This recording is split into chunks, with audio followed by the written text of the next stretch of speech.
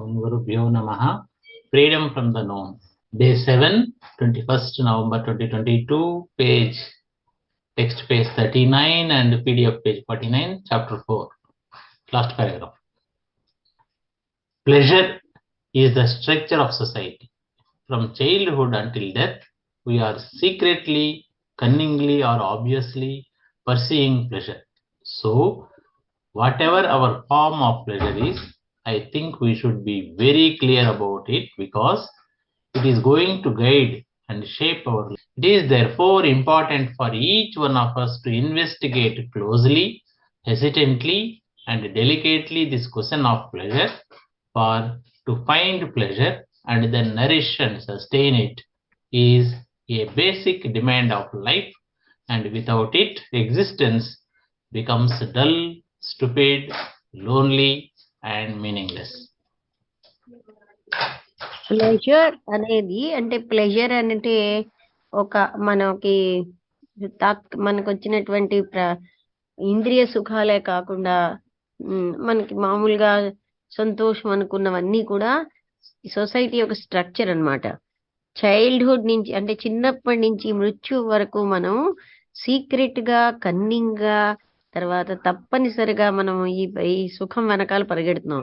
అందుకని ఏదైనా ఈ సుఖం రూపం అయినా నేను అనుకుంటున్నాను మనం చాలా క్లియర్ గా దీని విషయంలో ఉండాలి. ఎందుకంటే అది మనని గైడ్ చేస్తోంది, మనని షేప్ చేస్తోంది. ఇది అందుకని చాలా ముఖ్యమైనది మన అందరిలో. అది ఏమిటో మనం పరిశోధించాలి చాలా అంటే క్లోజ్ గా. అలాగే హెసిటెంట్ గా అంటే ఒక నిర్ణయానికి వచ్చకుండా సంకోచంగా డెలికేట్ గా సున్నితంగా ఈ ప్లెజర్ ఏమిటో చూడాలి. టు ఫైండ్ అండ్ ఈ ప్లెజర్ ఏమిటో తెలుసుకోవాలంటే నరిష్ అండ్ సస్టైన్ ఇట్, దాన్ని బాగా పోషించి బలపరుస్తున్నాం. ఇది బేసిక్ డిమాండ్ ఆఫ్ లైఫ్, జీవితానికి అది డిమాండ్ అన్నమాట. అండ్ వితౌట్ ఇట్ అంటే దాన్ని పోషించడం, దాన్ని బలపరచడం బికమ్ డల్. అది లేకపోతే మన జీవితం డల్ గా ఫీల్ అవుతాం, స్టూపిడ్ గా ఫీల్ అవుతాం, ఒంటరిగా ఫీల్ అవుతాం, ఆ తర్వాత అర్ధరహితంగా ఫీల్ అవుతున్నాం. అంటే ప్లెజర్ కి మనం అంత ఇంపార్టెన్స్ ఇస్తున్నాం అని చూపిస్తున్నారు. You may ask, why then should life not be guided by pleasure? For the very simple reason that pleasure must bring pain, frustration, sorrow, and fear, and out of fear, violence. If you want to live that way, live that way. Most of the world does anyway. But if you want to be free from sorrow, you must understand the whole structure of pleasure.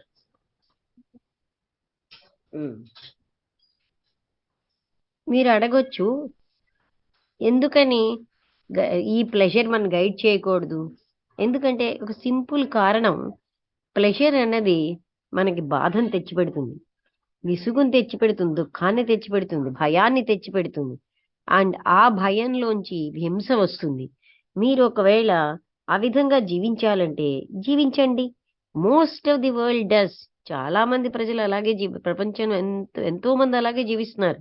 Anyway, but మీరు ఒకవేళ దాని నుంచి బయటపడాలంటే, మీ దుఃఖం నుంచి, అప్పుడు మీరు అవగాహన చేసుకోవాలి ఈ ప్లెజర్ యొక్క స్ట్రక్చర్ ఏమిటో. To understand pleasure is not to deny it. We are not condemning it or saying it is right or wrong.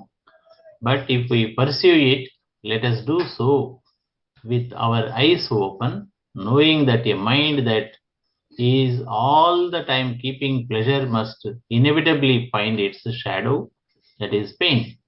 They cannot be separated, although we run after pleasure and try to avoid pain. ఈ pleasure ని అవగాహన చేసుకోవాలంటే దాన్ని కాదనడం కాదు, మనం దాన్ని condemn చేయట్లేదు, లేకపోతే ఏమిటని ఇది తప్పు ఇది ఒప్పు అంటూ. కానీ మనం దాన్ని చూస్తున్నాం, అంటే పర్స్యూ చేస్తున్నాం. అది అలా చేయడంలో మన కళ్ళతో, అంటే తెరిచున్న కళ్ళతో మనం ఏంటంటే తెలుసుకునే మనస్సు, that is all the time seeking pleasure. ఇదంతా కూడా ప్లెజర్ ని వెతుకుతున్నాయి. Must inevitably find its shadow. అది మనకి దాని యొక్క షాడో అయినా మనం తప్పకుండా అంటే పొందుతున్నాం, బాధ పొందుతున్నాం. They cannot be separated. ఈ బాధ, ఈ ప్లెజర్ ని మనం, అంటే సుఖాన్ని దుఃఖాన్ని మనం వేరు చేయలేకపోతున్నాం. అవి although we run after pleasure and try to avoid pain. మనం ఎప్పుడు కూడా బాధని తీసేసి కేవలంగా ప్లెజర్ అనుభవించాలని ఎంత కోరుతున్నా ప్లెజర్ తో పాటు ఆ బాధ కూడా వస్తుంది. Now, why is the mind always demanding pleasure? Why is it that we do noble and ignoble things with the undercurrent of pleasure? Why is it we sacrifice and suffer on the thin thread of pleasure? What is the pleasure and how does it come into being? I wonder if any of you have asked yourself these questions and followed the answers to the very end. ఇప్పుడు mind అన్నది ఎప్పుడు కూడా ఈ pleasure ఎందుకు కోరుకుంటుంది? ఎందుకని మనం ఎంతో ఉన్నతంగా ఇగ్నోబుల్ గా, అంటే ఉన్న ఇగ్నోబుల్ అంటే నోబుల్ కా ఆపోజిట్ అండి, అవమానకరమైన, మంచి పేరు లేని, హేయమైన. అది అంటే నోబుల్ కి ఆపోజిట్, ఎంతో గొప్పవైనవి కాకుండా ఉన్నవి అలాంటివి with the undercurrent of pleasure. Pleasure కి వెనకాల అలాంటివన్నీ ఎందుకని చేస్తున్నాం? Why is it we sacrifice and suffer on the thin thread of pleasure? ఈ ప్లెజర్ కోసం మనం ఎందుకు ఎన్నో త్యాగాలు చేసేస్తున్నాం, బాధలు పడుతున్నాం? ఈ ప్లెజర్ అనేది హౌ డస్ ఇట్, అది ఎలా వస్తుంది? I wonder if any of you have asked your self these questions. ఈ ప్రశ్నలన్నీ మిమ్మల్ని మీరు ఎప్పుడైనా ప్రశ్నించుకున్నారా అని నేను అడుగుతున్నాను. And followed the answers to the very end. చివరి వరకు వాటి ఆన్సర్లు మీకు వస్తున్నాయా, మీరు చూసారా అనేది నేను అనుకుంటున్నాను. Pleasure comes into being through 4 stages: perception, sensation, contact, and desire. I see a beautiful motor car, say, then I get a sensation, a reaction from looking at it. Then I touch it or imagine touching it, and then there is the desire to own and show myself off in it. Or I see a lovely cloud or a mountain clear against the sky, or a leaf that has just come in springtime, or a deep valley full of loveliness and splendor, or a glorious sunset, or a beautiful face, intelligent, alive, not self-conscious, and therefore no longer beautiful. I look at these things with intense delight, and as I observe them, there is no observer but only sheer beauty like love. For a moment, I am absent with all my problems, anxieties, and miseries. There is only that marvelous thing. I can look at it with joy and the next moment forget it. Or else the mind steps in and then the problem begins. My mind thinks over what it has seen and thinks how beautiful it was. I tell myself I should like to see it again many times. Thought begins to compare, judge, and say, I must have it again tomorrow.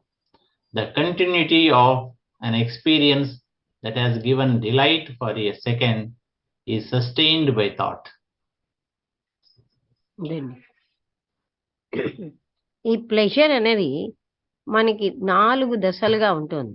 మొదటిది ఏంటంటే దాన్ని అవగాహన చూడడం, అది దాని యొక్క sensation అంటే అనుభూతి, కాంటాక్ట్, తర్వాత కోరిక. నేను ఒక బ్యూటిఫుల్ సౌందర్యమైనటువంటి మంచి మోటార్ కార్ చూశాను. అప్పుడు నేను ఏంటంటాను, నాకు ఒక సెన్సేషన్ వస్తుంది, ఒక రియాక్షన్ వస్తుంది. అప్పుడు నేనేం చేస్తాను, దాన్ని మళ్ళీ చూస్తాను, అప్పుడు దాన్ని ముట్టుకుంటాను, లేకపోతే దాన్ని ఊహించుకుంటాను, మళ్ళీ దాన్ని టచింగ్ ఇట్ అంటే టచ్ చేస్తున్నట్టు. అప్పుడు నాకేంటంటే డిజైర్ టు ఓన్, అది నాకుంటే అన్న కోరిక మొదలవుతుంది. అప్పుడు నేనేం చేస్తానంటే దానికి show my self of in it, అంటే దాంట్లోకి వెళ్తాను. లేకపోతే నేను ఒక అందమైనటువంటి ఒక మేఘాన్ని చూశాను, లేక ఒక పర్వతాన్ని చూశాను. ఎగైన్స్ట్ ద స్కై అంటే ఆ ఆకాశంలో క్లియర్ గా ఉన్న స్కైలో ఒక క్లౌడ్ చూశాను. లేకపోతే ఒక ఆకుని, అది అప్పుడే స్ప్రింగ్ టైంలో వచ్చిందనమాట. డీప్ వ్యాలీలో ఎంతో అందమైనటువంటి సౌందర్యం చూశాను. అలాంటి అద్భుతం అంటే దాని యొక్క వైభవం చూశాను. అలాగే మంచి గ్లో అంటే కాంతివంతమైన సూర్యాస్తమయాన్ని చూశాను. ఒక బ్యూటిఫుల్ గా సౌందర్యమైన ముఖాన్ని చూశాను. అలాగే తెలివితేటలను చూశాను. ఇంటెలిజెంట్ అలైవ్ అంటే లైవ్ గాను, not self conscious and therefore no longer beautiful. అంటే సెల్ఫ్ కాన్షియస్ గా కాదు, అందుకని అవి ఏమి కూడా నాకు బ్యూటిఫుల్ గా లేవు. I look at these things with intense delight. నేను ఎంతో తీవ్రమైన సంతోషంతో చూశాను. వాటిని నేను అబ్జర్వ్ చేస్తూ ఉంటే నాకు దేర్ ఇస్ నో అబ్జర్వర్. మొట్టమొదటిగా నాకు అక్కడ అబ్జర్వర్ లేడు, కానీ షియర్ బ్యూటీ లైక్ లవ్ అంటే కేవలంగా అక్కడ సౌందర్యం ప్రేమలాగా ఉంది. ఒక క్షణం ఐఎమ్ ఆబ్సెంట్, నేను లేనక్కడ విత్ ఆల్ మై ప్రాబ్లమ్స్, నా సమస్యలు, నా ఆతురతలు, నాకున్నటువంటి దుఃఖాలతో ఉన్న నేను లేను. There is only that marvellous thing. ఆ అద్భుతమైనటువంటి అవే ఉన్నాయి. I can look at it with joy. ఎంతో అద్భుతమైన ఆనందంతో చూశాను. నెక్స్ట్ నిమిషమే మర్చిపోతున్నాను. Or else the mind steps in. అప్పుడు మనస్సు దాంట్లోకి చొరబడుతుంది. అప్పుడు సమస్య మొదలవుతుంది. నా మనస్సు ఆలోచిస్తుంది వాటన్నిటి మీద, అది చూసిన వాటి మీద ఆలోచిస్తూ, అంత సౌందర్యం ఇది. అందుకని నేనేమనుకుంటానంటే, నేను మళ్ళీ దాన్ని చూడాలనుకుంటాను ఎన్నోసార్లు. ఈ ఆలోచన పోల్చడం మొదలు పెడుతుంది, జడ్జి చేయడం మొదలు పెడుతుంది. అని చెప్తుంది ఏంటంటే, నాకు ఇది మళ్ళీ కావాలి రేపు. ఈ కంటిన్యూటీ అనే ఈ అనుభూతి యొక్క ఈ కంటిన్యూటీ అన్నది, అది నాకు ఏంటవుతుందంటే, ఒక క్షణం సుఖాన్ని ఇచ్చిన అంటే సంతోషాన్ని ఇచ్చిన, అది ఆలోచనతోటే అంటే బలపడుతోంది. It is the same with sexual desire or any other form of desire. There is nothing wrong with desire. To react is perfectly normal. If you stick a pin in me, I shall react unless I am paralyzed. But then thoughts step in and chews over the delight and turns it into pleasure. Thought wants to repeat the experience, and the more you repeat, the more mechanical it becomes. The more you think about it, the more strength thought gives to pleasure. So the thought creates and sustains pleasure through desire and gives it continuity, and therefore the natural reaction of desire to any beautiful thing is perverted by thought. Thought turns it into a memory, and memory is then nourished by thinking about it over and over again. ఇక్కడ sexual Dzire కోరికతో కూడా అదే విధంగా ఉంటుంది. అంతేకాదు, ఏ రకమైన కోరికైనా సరే అందులో తప్పేం లేదు కోరిక ఉండడంలో. కానీ దానికి పర్ఫెక్ట్ గా నార్మల్ టు రియాక్ట్, దానికి రియాక్ట్ అవ్వడం కూడా నార్మల్ విషయమే. మీరు ఒక పిన్ను గుచ్చారనుకోండి, అప్పుడు నేను రియాక్ట్ అవుతాను. నేను ఒకవేళ అన్లెస్ అంటే నేను ప్యారలైజ్డ్ గా, నా శరీరం ఏమో పక్షవాతం వచ్చి ఏమీ తెలియకుండా ఉంటే తప్ప నేను రియాక్ట్ అవుతాను. కానీ అప్పుడు నాకు ఆలోచన లోపలికి వస్తుంది and choose over the delight. అంతవరకు ఉన్నటువంటి సంతోషాన్ని నెమరు ఉంటుంది. అండ్ టర్న్స్ ఇంటూ ప్లెజర్ అంటే ఆలోచనతో జ్ఞాపకం చేసుకోవడం వల్ల వచ్చేది ప్లెజర్. ఈ ఆలోచన దాన్ని రిపీట్ చేయాలన్న అనుభూతిని కోరుకుంటుంది. ద మోర్ యూ రిపీట్, ఎన్నిసార్లు రిపీట్ చేస్తూ ఉంటే అంత మెకానికల్, యాంత్రికం అయిపోతుంది అది. ఎందుకంటే దానికోసం ఎంత ఎక్కువ ఆలోచిస్తూ ఉంటే అంతలాగా దానికి బలం వస్తుంది ప్లెజర్కి అన్నమాట. అందుకని ఈ ఆలోచన అనేది పోషిస్తోంది ప్లెజర్ని, బలాన్ని ఇస్తోంది కోరిక ద్వారా. అండ్ గివ్స్ ఇట్ కంటిన్యూటీ, దానికి కంటిన్యూటీని కూడా ఇస్తోంది. అందుకనే ఆ సహజమైన రియాక్షన్ ఆ డిజైర్ కోరికకి టు ఎనీ బ్యూటిఫుల్ థింగ్, ఏదైనా ఒక సౌందర్యాన్ని విషయానికి దాని యొక్క రియాక్షన్ అన్నది ఇస్ పర్వర్టెడ్ బై థాట్. ఆలోచన వల్ల అది పర్వర్ట్ అవుతుంది, అంటే వేరే దిశగా మారిపోతుంది. ఈ ఆలోచన అనేది ఒక మెమొరీగా మారిపోతుంది. ఈ మెమొరీ అనేది థింకింగ్ దానికోసం ఆలోచించడం వల్ల బలపడుతూ ఉంటుంది. తిరిగి తిరిగి దానికోసం ఆలోచించడం వల్ల ఆ జ్ఞాపకం బలపడుతుంది. Of course, memory has a place at a certain level. In everyday life, we could not function at all without it. In its own field, it must be efficient, but there is a state of mind where it has very little place. A mind which is not crippled by memory has no freedom. Has real freedom. ఇక్కడ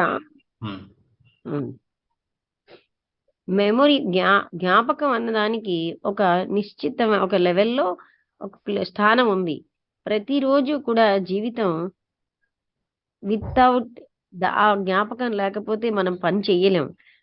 అది it must be దాని field లో అది చాలా efficient గా ఉంటుంది. కానీ ఒక రకమైన మనస్థితి ఉంది ఎక్కడైతే దానికి ఏ రకమైన స్థానం లేదు. ఏ మనస్సు ఏదైతే జ్ఞాపకంతో ఉన్నాదో ఆ దానికి has a mind which is జ్ఞాపకం అన్న దాంతో లేనటువంటి మనస్సే అది దానికి ఏమోని నిజమైనటువంటి స్వేచ్ఛ ఉంటుంది. Have you ever noticed that when you respond to something totally with all your heart, there is very little memory?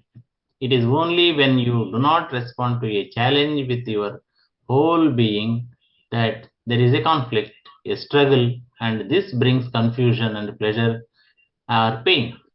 And the struggle breeds memory. That memory is added to all the time by another memories, and it is those memories which respond. Anything that is the result of memory is old and therefore never free. There is so much thing as freedom of thought. It is sheer nonsense.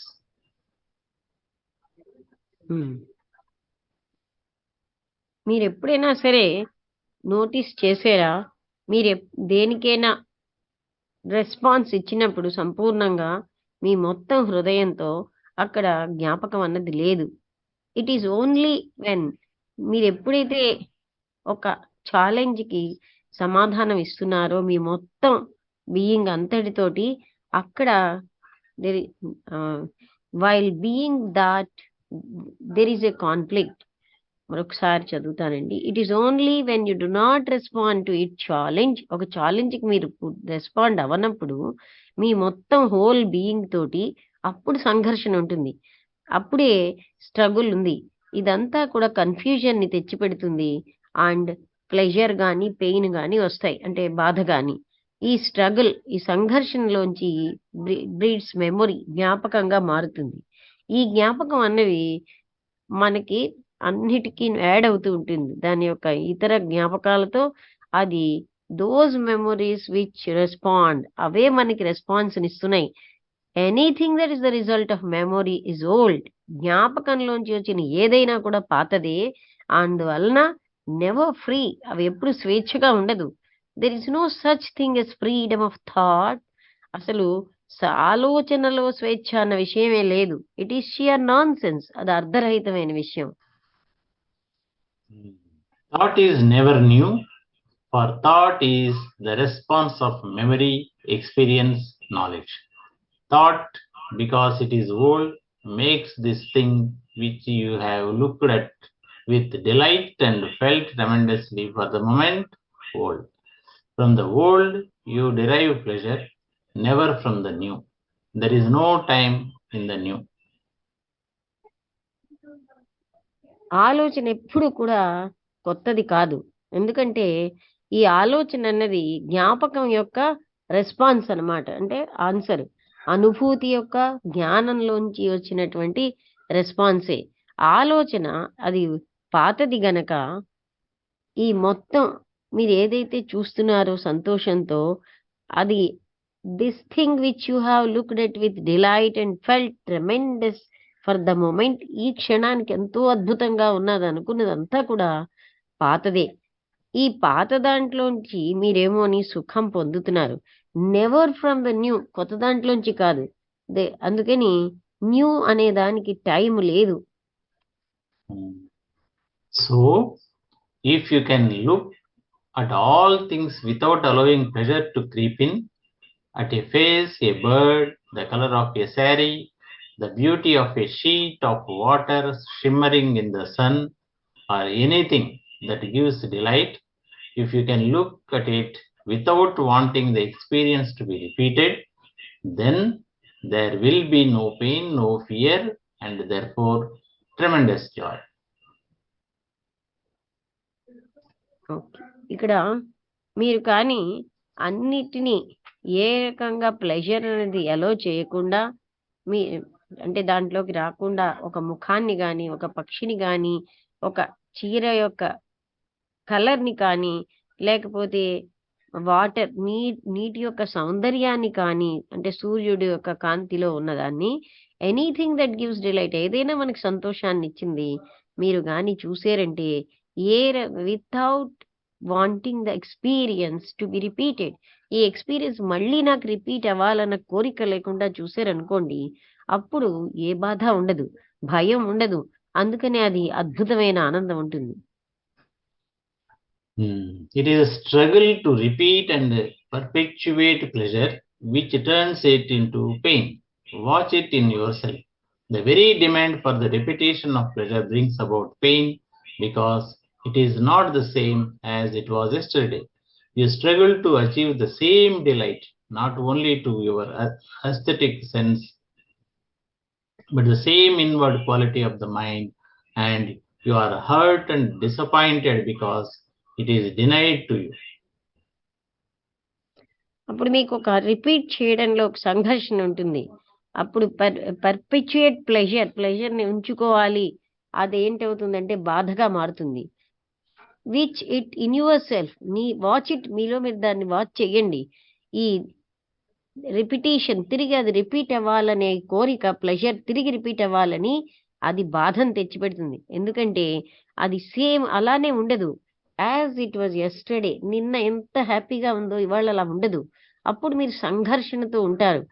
మళ్ళీ same అదే ఆనందం కోసం, not only to your aesthetic sense, మీలో ఉన్న సౌందర్యారాధనతోటే కాదు, కానీ inward quality of the mind, మనస్సు యొక్క ఆంతరంగిక లక్షణం వల్ల కూడా మీరు అది కావాలనుకోవడంలో మీకు ఉంటుంది. అండ్ యు ఆర్ హర్ట్, అప్పుడు మీరు చాలా గాయపడతారు, నిస్పృహతో ఉంటారు. ఎందుకంటే అది మీకు తిరిగి అంత ఆనందం రాదు. Have you observed what happens to you when you are denied a little pleasure? When you don't get what you want, you become anxious, envious, hateful. Have you noticed when you have been denied the pleasure of drinking or smoking or sex or whatever it is? Have you noticed what battles you go through? And all that is a form of fear, isn't it? You are afraid of not getting what you want or of losing what you have.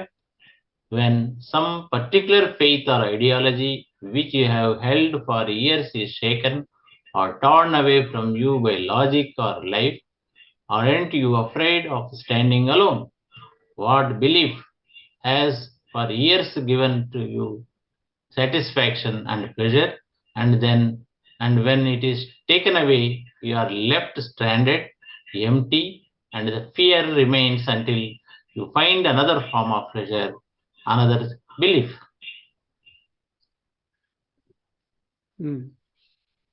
మీరు ఎప్పుడైనా observe చేశారా, మీరు ఎప్పుడైతే ఈ చిన్న సంతోషం అన్నదాన్ని వదిలేస్తుంటారో ఏమవుతుందో చూసారా? మీకు ఎప్పుడైతే మీరు కోరుకున్నది దొరకనప్పుడు మీకు యాంగ్షియస్, ఆతురతతో ఉంటారు, జెలసీతో ఉంటారు, అసహ్యంగా ఉంటారు. మీరు ఎప్పుడైనా నోటీస్ చేశారా, మీరు when denied the pleasure of drinking, me drinking యొక్క సుఖం కానీ, స్మోకింగ్ వల్ల వచ్చే ఆనందం కానీ, సెక్స్ వల్ల వచ్చేది కానీ మీకు రానప్పుడు, వాట్ ఎవర్ ఇట్ ఈజ్, ఏ రకమైనా సరే, మీరు నోటీస్ చేశారా ఎంత సంఘర్షణ, యుద్ధాలు మీ లోపల జరుగుతూ ఉంటాయో? And all that is a form of fear. ఇదంతా కూడా ఒక రకమైన భయమే. మీరేమోని అది పొందలేమేమో అన్న భయం ఉంటుందన్నమాట. మీరు ఏం కోరుకుంటున్నారో అది పొందలేమేమో, మీకు ఏముందో అది పోతుందేమో అనే భయాలు. ఎప్పుడైతే ఒక పర్టిక్యులర్ విశ్వాసం గాని, ఆదర్శాలు గాని మీకు చాలా సంవత్సరాల తరబడి మీరు పట్టుకుంటున్నారో, అవి కదిలించబడినప్పుడు కూడా, లేకపోతే అవి చీల్చబడినప్పుడు మీరు బై లాజిక్ వల్ల గాని, జీవితంలోంచి గాని, అప్పుడు మీరేమో ఒంటరిగా aren't you afraid of standing alone? ఒంటరిగా నిలవడానికి మీకు భయం కాదా? ఆ నమ్మకం అన్నది హ్యాస్ ఫర్ ఇయర్స్, సంవత్సరాల తరబడి మీకు సంతృప్తినిచ్చింది, సుఖాన్నిచ్చింది. అండ్ అది ఎప్పుడైతే మీలోంచి అంటే తొలగించబడిందో, మీరప్పుడు కేవలంగా అంటే ఒంటరిగా వేరేగా ఉండిపోయారు, శూన్యంగా. ఆ భయం అన్నది మీకు అంటిల్ యు ఫైండ్ ఇంకొక రకమైన ప్లెజర్ గాని, మరొక రకమైన నమ్మకం వచ్చే వరకు మీరు అలాగే ఉంటారు. It seems to me so simple, and because it is so simple, we refuse to see its simplicity. We like to complicate everything. When your wife turns away from you, aren't you jealous? Aren't you angry? Don't you hate the man who has attracted her? And what is all that but fear of losing something which has given you a great deal of pleasure, a companionship, a certain quality of assurance, and the satisfaction of possession?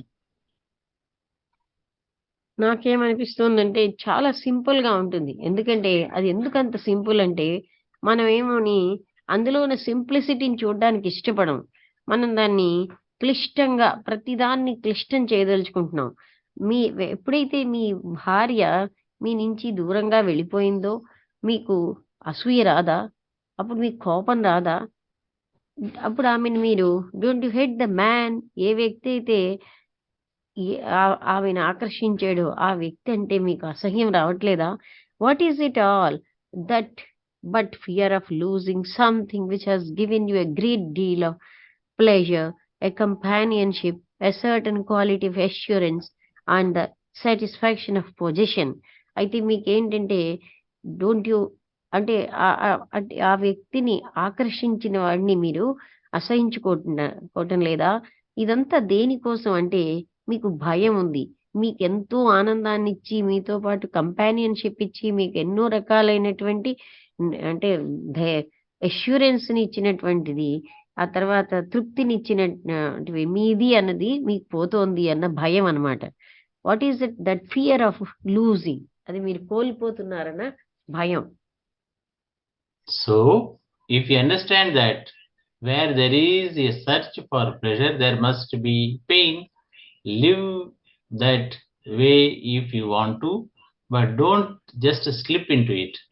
If you want to end pleasure, though, which is to end pain, you must be totally attentive to the whole structure of pleasure, not cut it out as monks and sannyasis do, never looking at a woman because they think it is a sin and therefore thereby destroying the vitality of their understanding, but seeing the whole meaning and significance of pleasure. Then you will have tremendous joy in life. You cannot think about joy. Joy is an immediate thing, and by thinking about it, you turn it into pleasure. Living in the present is the instant perception of beauty and the great delight in it without seeking pleasure from it.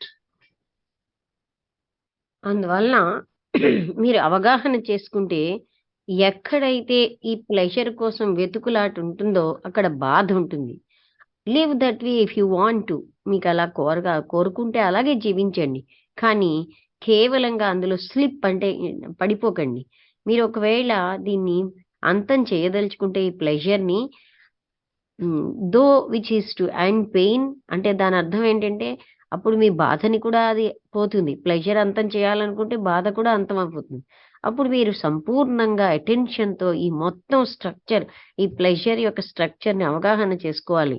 And cut it out as monks, not cut it out అంటే ఎంతోమంది ఈ సన్యాసులును ఋషులు వాళ్ళు చేస్తున్నట్టుగా దాన్ని cut చేయకండి. Never looking at a woman because they think it is a sin. అంటే వాళ్ళు ఏమనుకుంటారంటే ఒక స్త్రీని చూడడం అంటే పాపం అని. అందుకని thereby destroying the vitality of their understanding, వాళ్ళ అవగాహన యొక్క శక్తిని వాళ్ళు నాశనం చేసుకుంటున్నారు.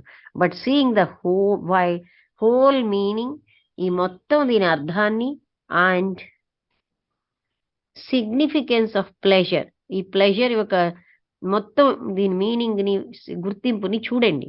Then you will leave tremendous joy, you will have, అప్పుడు మీకు అద్భుతమైనటువంటి సంతోషం మీ జీవితంలో ఉంటుంది. You cannot think about joy, joy అన్న దాన్ని మీరు ఆలోచించలేరు, ఆలోచనతో అది పట్టుకోబడదు. Joy is an immediate thing and by thinking about it you turn it into pleasure. ఇది ఇమ్మీడియట్ గా వచ్చేదే జాయ్. దానికోసం మీరు ఆలోచించడం వల్ల అది ప్లెజర్ గా మారిపోతుంది. Living in the present is the instant perception of beauty. Present లో జీవించడమే అంటే వర్తమానంలో జీవించడమే వెంటనే సౌందర్యాన్ని మీరు అవగాహన తీసుకోగలుగుతున్నారు. అండ్ ద గ్రేట్ డిలైట్, దాంట్లో ఉన్న గొప్ప ఆనందాన్ని, without seeking pleasure from it, దాని నుంచి ప్లెజర్ ని సుఖానుభూతిని ఏమీ కోరకుండా ఉంటే మీరు ఆ సౌందర్యం సంపూర్ణంగా తీసుకోగలరు. Chapter 5, Self-concern, craving for position, fears and total fear, fragmentation of thought, ending of fear. Before we go ఇది any... నాకు కొంచెం పెట్టండి, హెడ్డింగ్స్ పెట్టండి ఒకసారి. Okay madam, పెడతాను madam. Before we go any further, I would like to ask you, what is your fundamental lasting interest in life? Putting all oblique answers aside and dealing with this question directly and honestly, what would you answer? Do you know?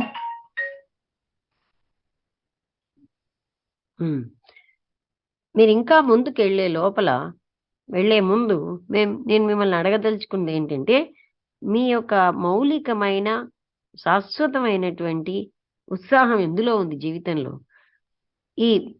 ఇవన్నీ అబ్లీక్ answers అంటే దీనికి ఉన్నటువంటి పక్కకి అంటే వక్రమైన answers అన్నిటినీను పక్కన పెట్టేస్తే and dealing with the question direct గా ఈ ప్రశ్నని మనం చూస్తే ఆనెస్టీ తోటి, వాట్ వుడ్ యు ఆన్సర్? మీరు అప్పుడు ఏం జవాబు చెప్తారు? Do you know? మీరు తెలుసా మీకు? That is yourself. అంటే ఇస్ంట్ ఇట్ యువర్ సెల్ఫ్? మీ ఇంట్రెస్ట్ మీరే. ఎనీవే దట్ ఈస్ సారీ, మీరు చదవండి. Isn't it yourself? Anyway, that is what most of us would say if we answered truthfully. I am interested in my progress, my job, my family, my little corner in which I live, in getting a better position for myself, more prestige, more power, more domination over others, and so on. I think it would be logical, wouldn't it, to admit to ourselves that that is what most of us are primarily interested in. Me first.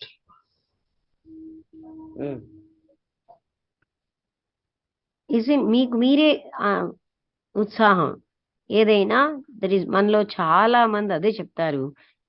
మనం కానీ సత్యంగా జవాబు చెప్తే, నేను నా యొక్క అభివృద్ధిలోని, నా జాబులోని, నా కుటుంబంలోని, నా చిన్న కార్నర్ ఎందులో అయితే నేను జీవిస్తున్నానో అదే అందులోనే నాకు ఆనందం. లేకపోతే ఒక మంచి పొజిషన్ పొందడంలోని, నా కోసం నాకే ఎంతో గౌరవం పొందడం, ఎంతో పవర్ పొందడం, ఎంతో డామినేషన్ ఇతరుల మీద, ఆ విధంగా అన్నిట్లో నా మీదే నాకు ఇంట్రెస్ట్.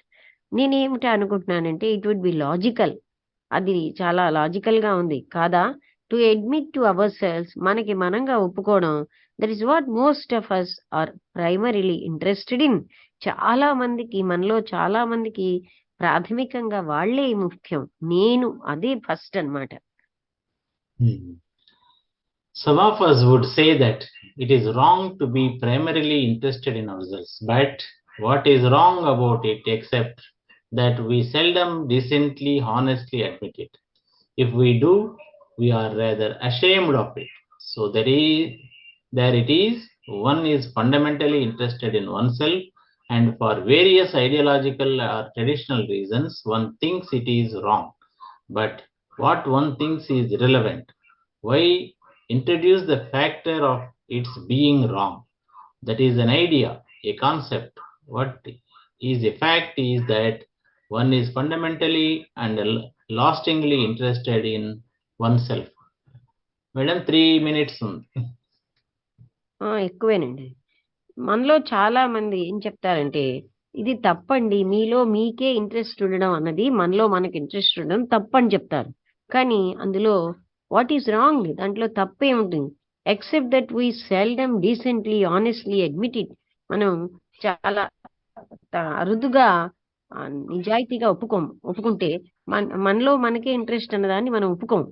ఒకవేళ మనం అలా చేస్తే we are rather ashamed of it. దానికోసం మనకు సిగ్గు అనిపిస్తుంది. అందుకనే one is fundamental interested in oneself. ప్రతి వ్యక్తి మౌలికంగా తనంటేనే తనకి ఇంట్రెస్ట్. అందుకనే ఎన్నో రకమైన ఆదర్శాలతోటి, సాంప్రదాయమైన కారణాలతోటి ప్రతి వ్యక్తి ఏమనుకుంటాడంటే ఇది తప్పు. కానీ తను ఆలోచించేది అన్నది సంబంధం లేని విషయం. Why introduce the factor of its being wrong? తప్పని ఎందుకు మనం ఇంట్రడ్యూస్ చేయాలి? దిస్ ఇస్ తప్పు అన్నది ఒక ఐడియా, ఒక ఉద్దేశం. అసలు యథార్థం ఏమిటంటే మౌలికంగా, శాశ్వతంగా వ్యక్తికి తనంటే తనే ఇంట్రెస్ట్. ఇక్కడ ఆపుదాం మేడం. ఓకే అండి.